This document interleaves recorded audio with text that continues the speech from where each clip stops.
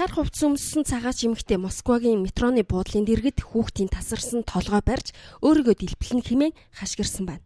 Түүнийг Гёлчехра гэдэг бөгөөд 38 настай. Өнгөрсөн жил тэрээр нөхөртөөгөө хамт Узбекээс Оросд ирж иргэншил авчээ.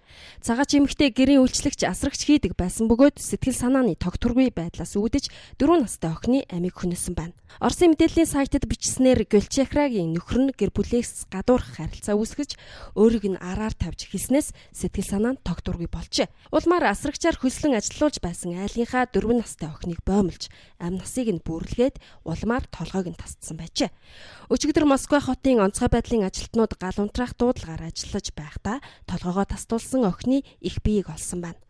Улмаар хэргийн талаар цагдаад мэдээлжээ. Хар хувцастай эмэгтэйг удалгүй цагдаа нар олж бүсэлсэн байна.